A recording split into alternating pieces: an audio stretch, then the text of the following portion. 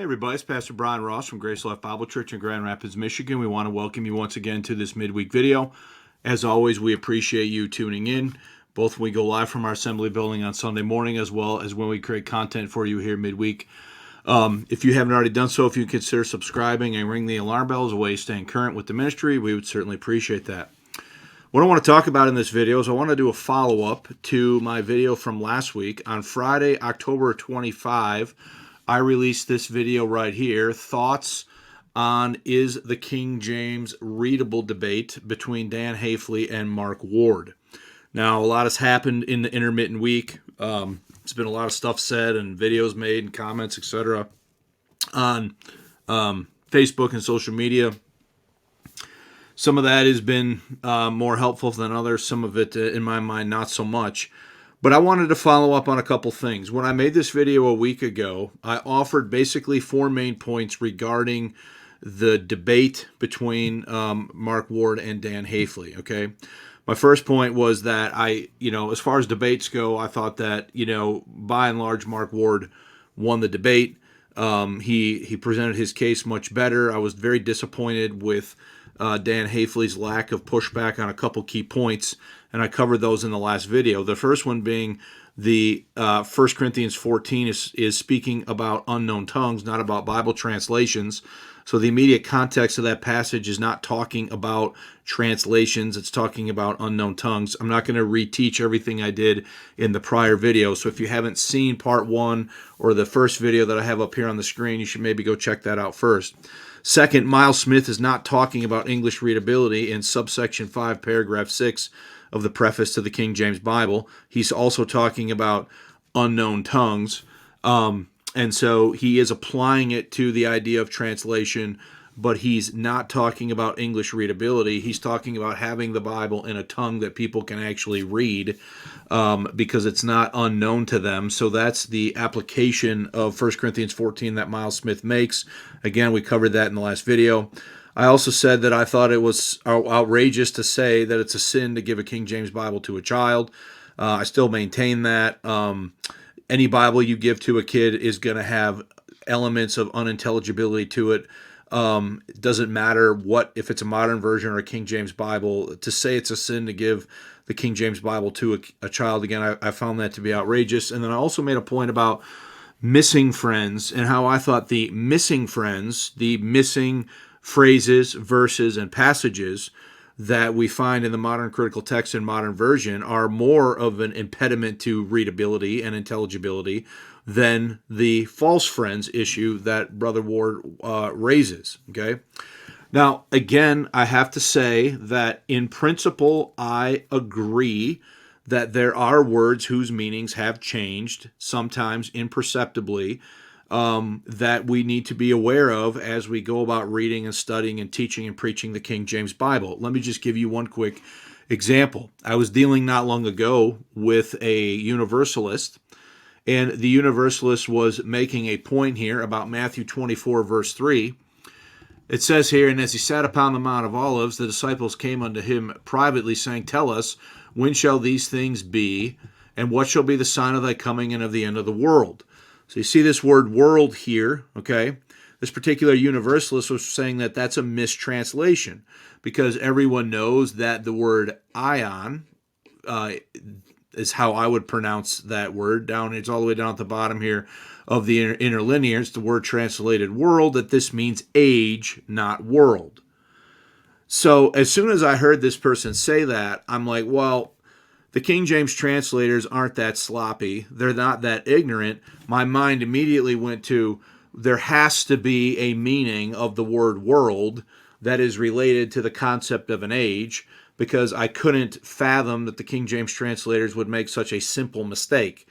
And so I went to the OED and I entered into the OED the word world, and lo and behold, what do I find here? Entry 1.5a, an age or extended period of time in human history or earthly existence or history in plural ages. So it's just as I thought. The word world could mean, and notice that this is marked obsolete, the word world could mean age. And so when I was dealing with this particular Universalist and they went straight for this meaning of the word and saying that this is a mistranslation to say world instead of age, I immediately thought, well, there has to be a meaning of the word world that is related to age. And sure enough, lo and behold, when I looked at the OED, that was in fact the case. Okay. Now, so I do agree with the premise that there are words whose meanings have changed. The issue that I have, the disagreement that I have primarily, among other things, with Brother Ward is the idea that these things lead to a level of unintelligibility that therefore justifies laying aside the AV and picking up something else. Okay. Now, in full transparency, in my discussion in the last video, we talked about subsection 5, paragraph 6, where Myles Smith said the following. Okay. But how shall men meditate in that which they cannot understand? And how shall they understand that which is kept close in an unknown tongue? As it is written, except I know the power of the voice, I shall be to him that speaketh a barbarian, and he that speaketh shall be a barbarian to me. So there was some conversation in the comments under my video from last week regarding the meaning here of the idea of being kept close. Okay. Now, I want to be transparent about this. So when I got a little pushback on this, I looked a little deeper into the OED, and I noticed right here, I'll try to zoom in maybe a little bit more on this if I can. Notice that the OED is using the passage that I just quoted from Myles Smith's preface as a word usage example in their listing here. So this is 1.4c in to keep close, lie close. And notice it's using the exact phrase from the preface here, right? Which is kept close in an unknown tongue. The OED is using this as a word choice, which is kept close in an unknown tongue for 1.4c. Well, if you go up to 1, the main meaning of 1 is of closed or shut up state or condition, and it results with the secondary associations of concealment, exclusiveness, narrowness. So the idea that it's closed, it's shut up to you, it's hidden from you, it's concealed from you, is how this is using the word close. Okay, now you will see when you look at my notes, I said, in other words, if the word of God is close in physical proximity, it is of no value if one cannot understand it because it is in an unknown tongue.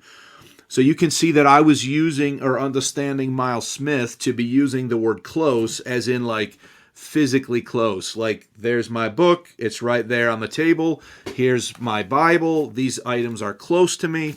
I have access to them. They're close, but I can't understand them because they're in an unknown tongue. That is the way that I was using or understanding the word close in that last video. Okay.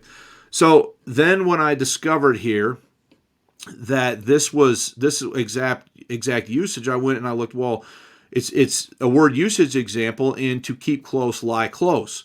And I was like, well, that's interesting, lie close. Well, my Bible is lying close to me, and my book is lying close to me, so it seems to be talking about physical proximity.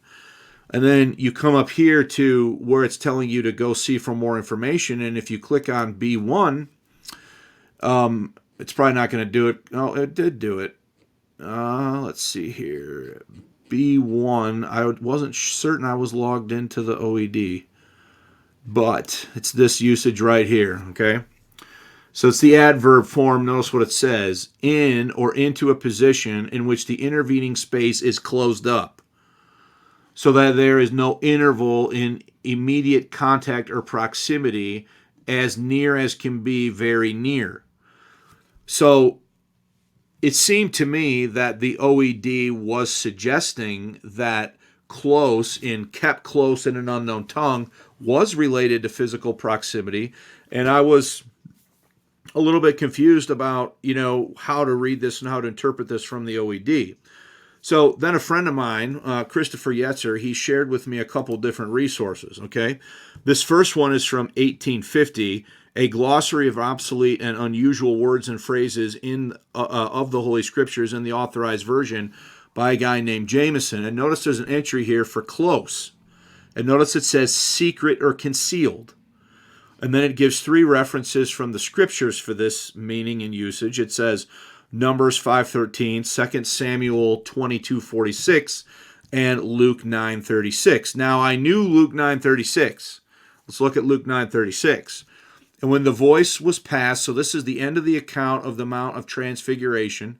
So this is where Christ is transfigured before a few of the apostles. And notice verse 36. And when the voice was passed, Jesus was found alone.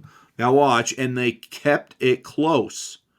And then it says, and told no man in those days any of those things which they had seen. So they kept it close in the sense that they kept it a secret, that they kept it concealed, that they kept it hidden, and they weren't telling people about it. So close in that verse, Luke 9:36, is used to refer to a secret or concealment or hiding something. And then you'll notice here that Jameson gives, how shall they understand that which is kept close in an unknown tongue? And he gives the example from the translators to the reader. So this started to cause me to start to think that maybe I had misunderstood the phrase kept close in the preface. The second resource that was shared with me is this resource right here. This is from 1898, a dictionary of the Bible by a gentleman named James Hastings. And notice what he says. Close, in the sense of secret, occurs in Luke 9:36. They kept it close and told no man. Okay? And that's the same thing this resource is saying here from 1850 by Jameson. So Hastings and Jameson are using the same verses to kind of make the same point, right? And then notice what else Hastings says. Cross-reference preface to the 1611, how shall they understand that which is kept close in an unknown tongue?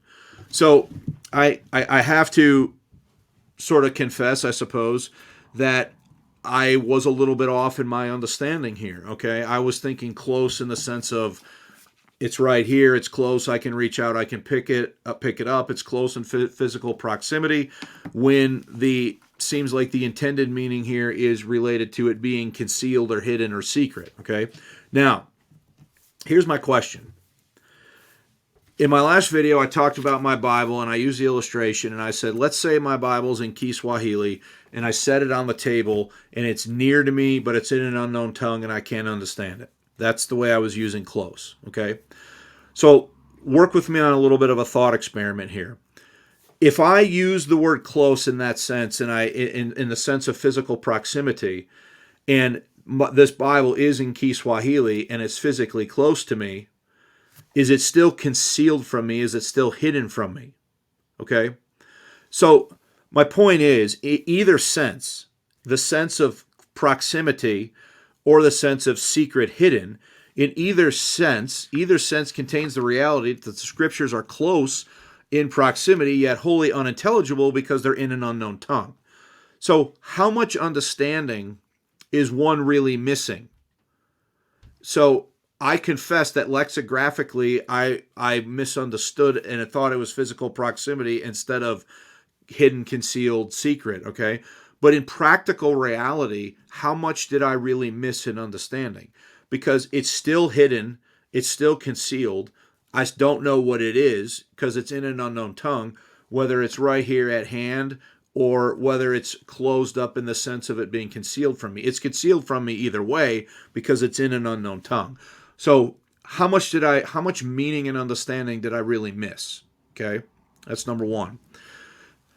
Number two, I want to cover an example that Brother Ward likes to use a lot, and he used it in the debate, and that is the issue of study in 2 Timothy 2:15.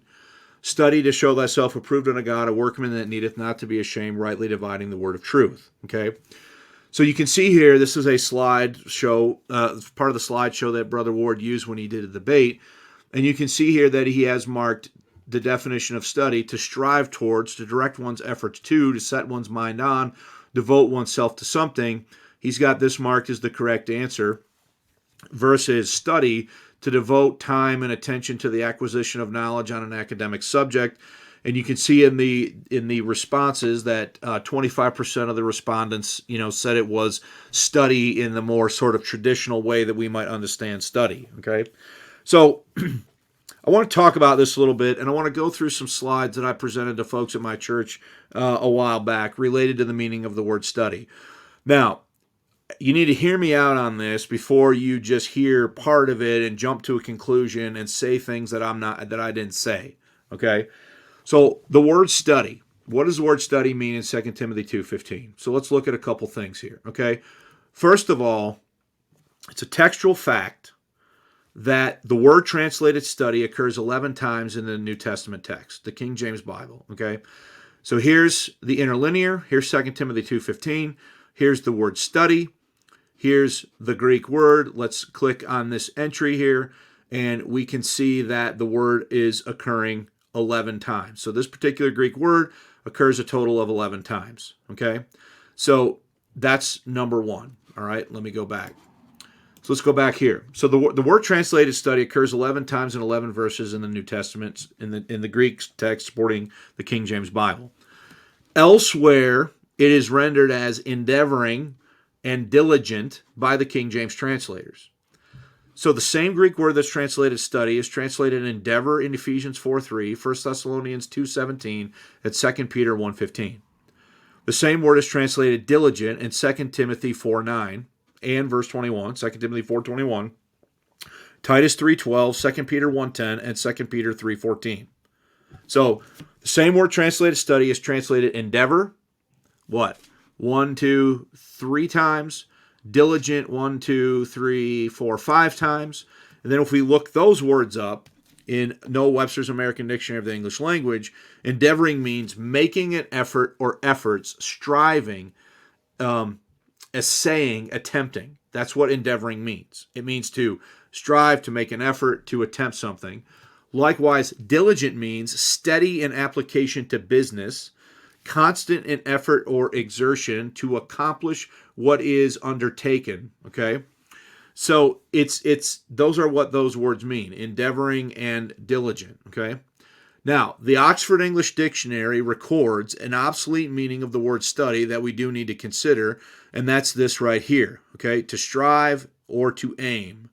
In the intransitive form, to strive or to aim.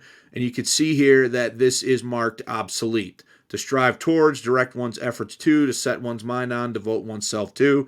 This is marked obsolete. So what this is saying, what the OED is saying, is that there's an obsolete meaning of study that is related to strive or aim. Okay, so if we go back to Brother Ward's slideshow, we can see that this is the definition that he has here for study. To study, to devote time and right here, to strive towards, to direct one's efforts to set one's mind on, devote one's self to something. You will notice that is the same definition that the OED is giving. Okay, and it's marked obsolete.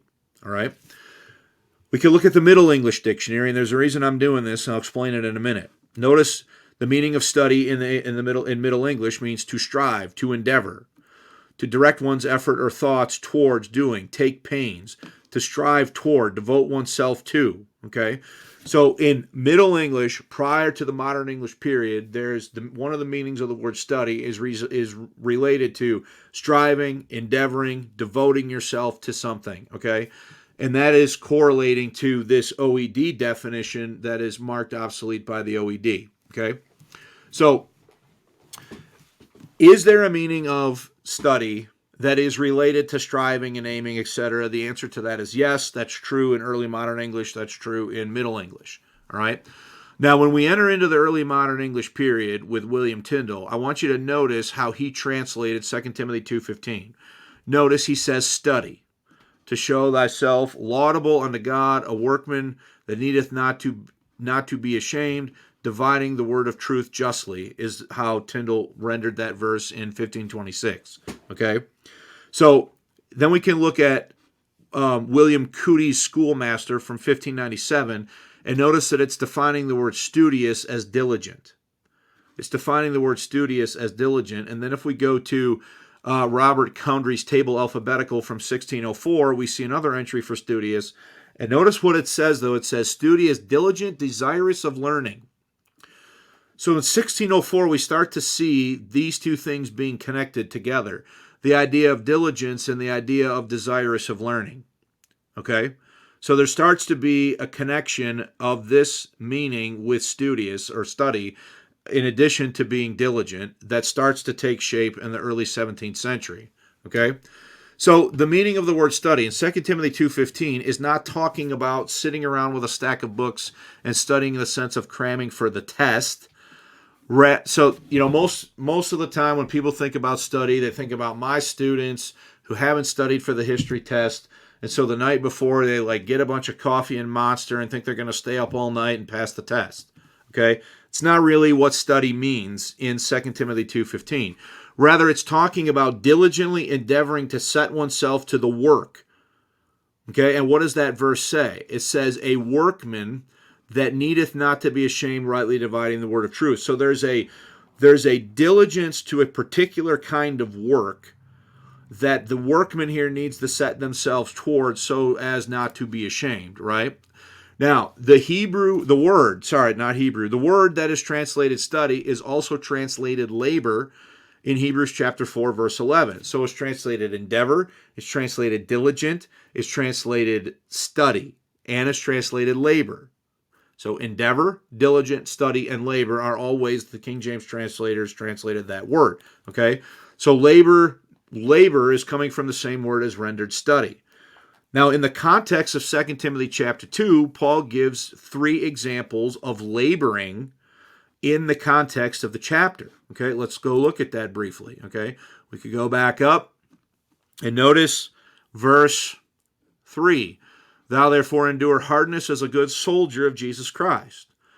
No man that warreth entangleth himself with the affairs of this life, that he may please him who hath chosen him to be a soldier. If any man strive for masteries, yet is he not crowned, except he strive lawfully. And then the husbandman that laboreth, there's the word labor, laboreth must first be partaker of the first fruits. So in the immediate context of 2 Timothy 2:15, Paul gives 3 different examples of specific types of labor. So he gives the example of the soldier.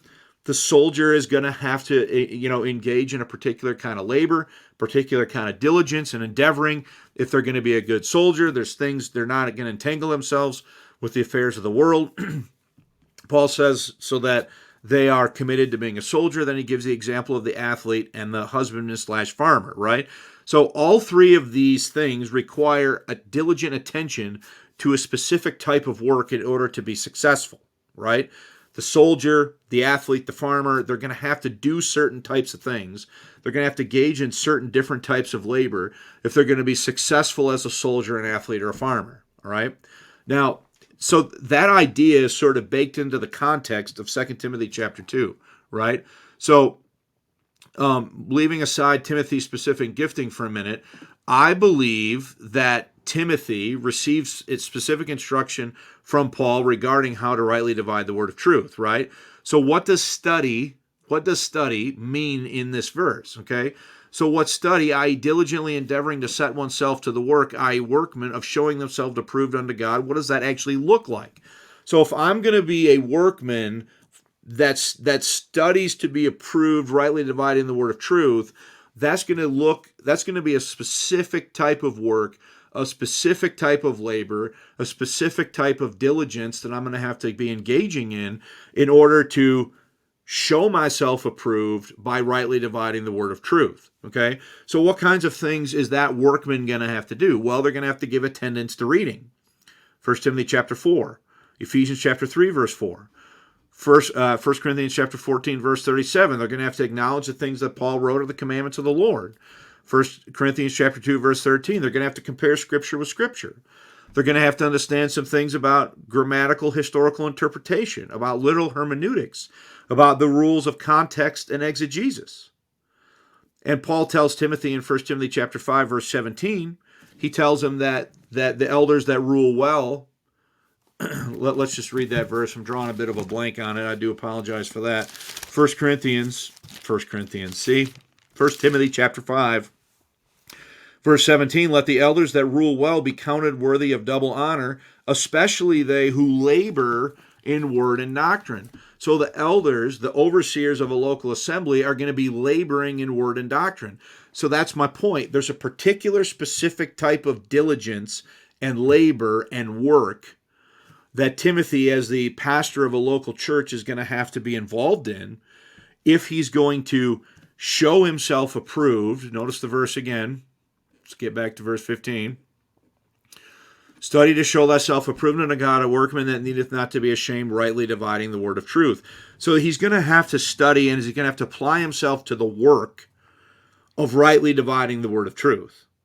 Okay? And just think it through with me, all right?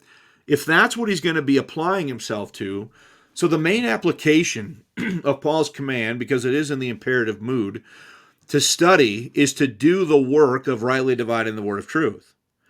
Now, so functionally, practically, okay, this will require study in the sense of the common understanding of the word study because of the specific nature of the diligence. So here's what I want to say. Lexigraphically, it is true that you can furnish evidence to show that study in 2 Timothy 2:15 is talking about what the definition from the OED says. It's talking about striving, directing one's efforts to set one's mind on, to devote. It's the idea of diligence. It's the idea of labor. It's the idea of endeavoring. Lexigraphically, you can prove that that's true, okay? But in the context of 2 Timothy chapter 2, verse 15, what does that look like practically? What does that look like functionally, okay? Functionally and practically, it will require study in the sense of our common understanding of the word. How is the overseer, elder, or bishop of a local church going to show themselves approved and rightly divide the word of truth if they're not studying in the sense of what? To devote time and attention to the acquisition of knowledge on an academic subject, especially, and then it cuts off there. So the type of work that the overseer, the elder, the bishop is going to have to diligently endeavor to do, and the labor they're going to have to do, the work they're going to have to put into is related to rightly dividing the word of truth. That means they're going to have to study the scriptures. They're going to have to study the word of truth in the way that we typically view study. Okay? So lexigraphically, technically, yes. Practically, is there any difference when you think about what is the elder going to actually have to do? Which then brings me back. So those who show themselves approved and therefore need not to be ashamed are those who rightly divide the word of truth. And you're not going to be able to do that if you're not studying the word of truth. Okay? So you are going to have to be acquainted with a lot of different things in order to do that adequately. So I want to go back to Robert Condry's definition. Study or studious, diligent, desirous of learning.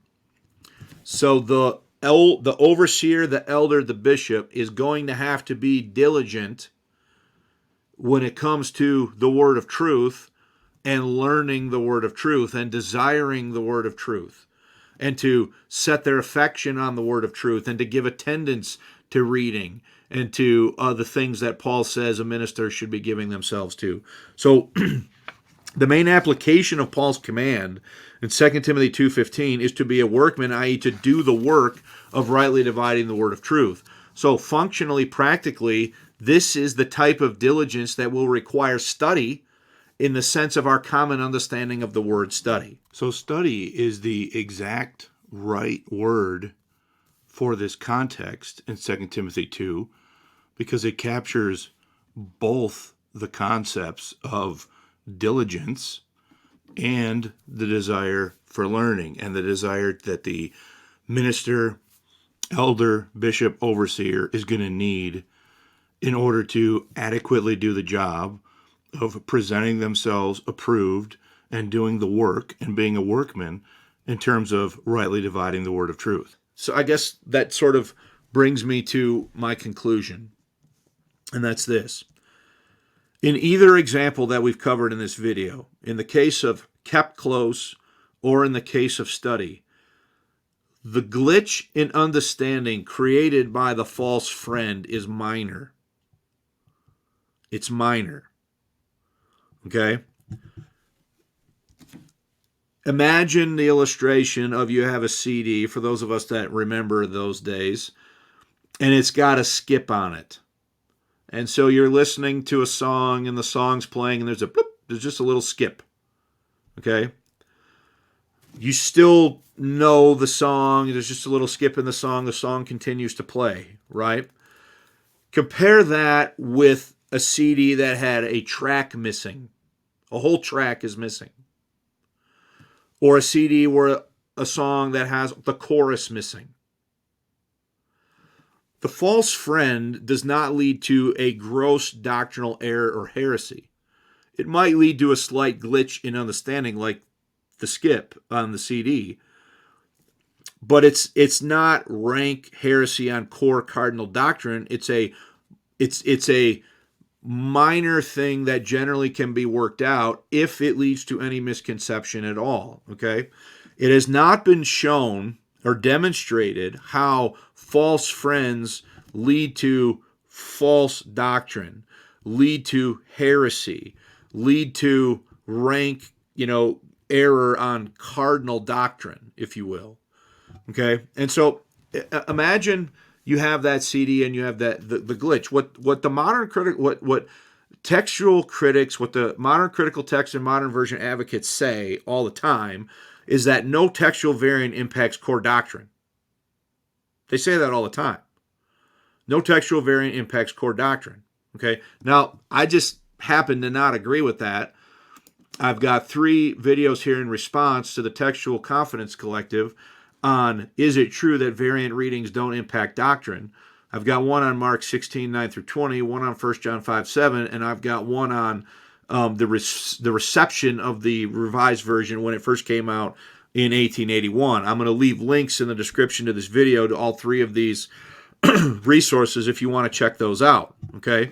And by the way, George Vance Smith, who was a translator on the Revised Version Committee, who wrote Text and Margins of the Revised New Testament affecting theological doctrine, he did not believe that no textual variant impacted theology or impacted doctrine. He wrote a book here explaining how doctrines were affected by the text critical choices of the Revised Version committee. Okay, and so he lays these things out here in his book. Let me see here. Notice this statement. This is from page 6. At all events, it will be seen that the changes which have been introduced into the Revised Version have in several conspicuous instances an important bearing upon theological doctrine as usually derived from the New Testament. So here is a committee member of the revision committee writing an entire book on the issue of how the text and margins and the readings that are found in the Revised Version impact theological doctrine. So back to my point. Imagine you have a CD that has the skip in it. Imagine now you take away a whole track. Or you take away, a chorus, just a verse out of a song. Or you take away a few, words out of a particular verse, because the modern critical text and modern versions take away words and phrases, entire verses, and at least nearly two entire passages. Okay? So the modern view and modern version advocates will say all the time that no textual variant is impacted by core doctrine. I don't agree with that. You should check out those resources that I just shared with you in the description for more information, okay? But it's not been demonstrated that false friends lead to doctrinal errors on cardinal doctrines. To my knowledge, this has not been demonstrated. So therefore, it seems to me to argue that it's a sin to give a child a King James Bible is really sort of an outrageous claim. And I would say to you that the issue in intelligibility is greater with missing tracks from the CD, missing verses from the songs, and missing phrases than anything that you're going to get from the glitch or the skipping of the CD in my illustration of a false friend. And so while I acknowledge and agree that there are words whose meanings have changed, and we need to be endeavoring as King James Bible users and advocates and promoters and King James Bible believers. We need to definitely be endeavoring to, be as clear and precise as we can be. And we need to recognize and acknowledge that there are sometimes, some words that we're going to have to study, that we're going to have to look up, and that we're going to have to maybe go the extra mile on making sure that we understand. So these are some follow-up thoughts to the video related to 2 examples for close and study. Hopefully you've found this interesting and edifying. Before you go, as always, I want to just say, look, folks, you got to believe and trust that Jesus Christ died on the cross for your sin and was buried and rose again the 3rd day. God loves you. Christ died for your sin. The most important decision that you can ever make in your entire life is to trust Jesus Christ for your eternal salvation. Stop relying on your work, your performance, your effort, your tithing, your law keeping, whatever it is that you think is making you right before God Almighty, and just believe and rely and trust exclusively in Christ's shed blood for you on the cross, his resurrection from the dead as a total complete payment for sin. Trust Jesus Christ today before it's everlasting too late. Thanks for your attention, and we'll see you next time.